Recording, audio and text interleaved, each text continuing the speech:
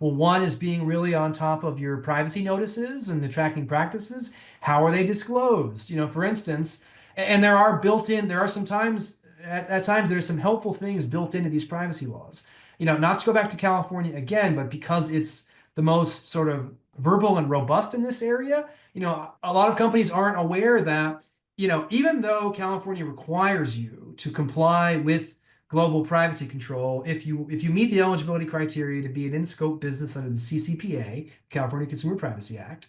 and if you are required under that law to honor global privacy control signals as an opt-out request to selling or sharing.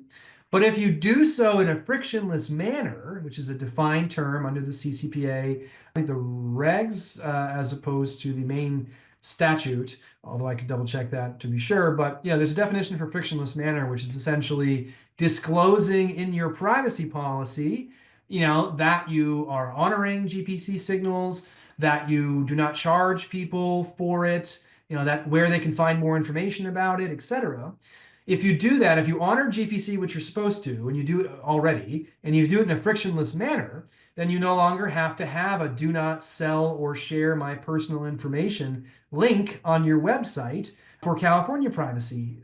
compliance purposes, which a lot of companies, when they find that out, think that's really helpful and useful to know because, we don't want the do not sell on our website because people don't understand that. It sounds scary, etc. So in an odd way of doing things, after several rounds of regulations we had over the years with the California privacy regulator, first the AG, then the CPPA, that's the net result is that, if you honor GPC in a frictionless manner, you can actually lose the do not sell link that you otherwise had to have under that law for the first few years. So that's one, having really transparent notices and making sure it aligns with your actual practices is key.